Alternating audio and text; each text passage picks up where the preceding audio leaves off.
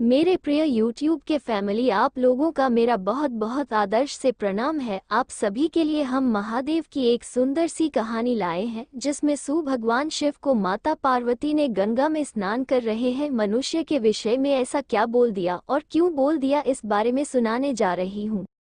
अगर आप लोगों ने मेरे चैनल को सब्सक्राइब नहीं किया है तो सब्सक्राइब कर ले, बेल आइकन जरूर प्रेस कर ले ताकि मेरी आने वाली नोटिफिकेशन आप तक पहुंच जाए। सब्सक्राइब करना ना भूले और लाइक करना भी ना भूले। तो चलिए सुनते। भगवान शिव और मां पार्वती की गंगा में स्नान कर रहे मनुष्यों को देखकर माता पार्वती ने ऐसा क्यों बोला। एक बार भगवान शिव और मां पार्वती हरिद्वार में भ्रमण कर रहे थे। मां पार्वती ने देखा कि सहस्त्रों मनुष्य मां गंगा में स्नान कर हर हर गंगे कहते हुए चले आ रहे थे, लेकिन सभी मनुष्य अभी भी पाप परायण लग रहे थे। मां पार्वती भगवान शिव से पूछती है कि प्रभु, क्या अब गंगा समर्थ नहीं रही। प्रभु ने पूछा, पार्वती तुमने ऐसा सवाल क्यों किया। मां पार्वती कहती है कि प्रभु, इन सभी मनुष्यों के पापों का अंत क्यों नहीं हुआ। भगवान शिव मुस्कुराते हुए कहते हैं कि पार्वती, गंगा तो अभी भी सर्व समर्थ है, लेकिन इन सभी ने पापनाशिनी गंगा में स्नान नहीं किया ही नहीं। मां पार्वती विस्मित होकर बोली, प्रभु, अभी तो गंगा में स्नान कर इन लोगों के शरीर भी नहीं सूखे और आप कह रहे हैं कि इन्होंने पापनाशिनी गंगा में स्नान नहीं किया। भगवान शिव ने कहा, पार्वती, मैं कल तुमको इस बात का भेद बताऊंगा। अगले दिन प्रातः बारिश होने लगी और सभी रास्ते पानी और कीचड़ से भर गए। भगवान शिव एक वृद्ध का रूप बनाकर एक गड्ढे में ऐसे बैठ गए कि मानो वो इसमें गिर गए हैं और उनसे वृद्धावस्था के कारण निकला भी नहीं जा रहा। उन्होंने मां पार्वती को समझाया दिया कि तुम गंगा स्नान कर आते सभी मनुष्यों को सुनाकर कहना कि मेरा पति इस गड्ढे में गिर गया है। मेरे पति सर्वथा निष्पाप आत्मा है और कोई निष्पाप पुण्यात्मा है उनको बाहर निकल सकती है। अगर कोई व्यक्ति निष्पाप है तो वही मेरे पति को बाहर निकालने के लिए हाथ लगाए, लेकिन अगर कोई निष्पाप नहीं हुआ तो उसका शरीर जलकर भस्म हो जाएगा।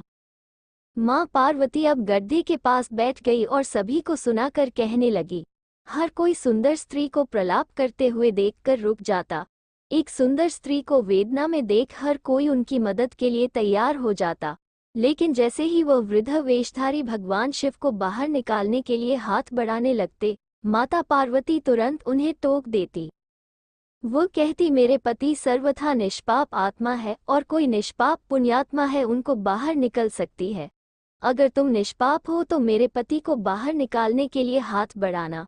मैं तुम्हें पहले ही चेतावनी दे देती हूँ कि अगर तुम निष्पाप नहीं हुए तो तुम्हारा शरीर जलकर भस्म हो जाएगा। इतना सुनते ही हाथ आगे बढ़ाने वाले हाथ पीछे कर लेते, क्योंकि उनको लगता था कि हमने जीवन में कभी ना कभी तो पाप किया ही होगा। दूसरे उनके मन में आता है, इस बुद्धि के लिए क्यों अपनी जान जोखिम में डालने। इस तरह सुबह से लेकर संध्या हो गई। हजारों लोग स्नान कर चले गए, लेकिन किसी ने भी वृद्ध को निकालने की हिम्मत नहीं की। शाम के समय एक युवक हाथ में लोटा लिए वहां से गुजरा तो मां पार्वती ने उसको भी अपनी व्यथा सुना दी। जब वह मदद करने के लिए हाथ बढ़ाने लगा तो उससे भी वही बात कही जो अब तक वहां से गुजरे हजारों लोगों को कही थी। अगर तुम सर्वथा निष्पाप हो तो ही मेरे पति को हाथ लगाना, नहीं तो तुम भस्म हो जाओगे। वह युवक बोला, माता, मैं अभी तो पतित पावनी गंगा में स्नान करके आया हूँ और गंगा स्नान के पश्चात तो सभी पाप नष्ट हो जाते हैं।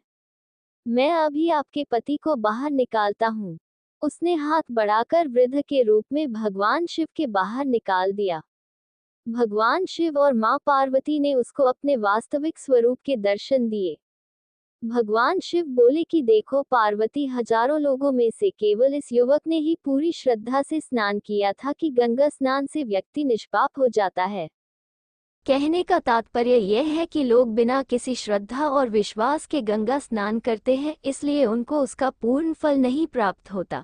इसका अर्थ ये कदापि नहीं है कि गंगा स्नान का फल नहीं मिलता, लेकिन गंगा स्नान का वास्तविक फल उसी को मिलता है जो पूर्ण श्रद्धा भावना से स्नान करता है।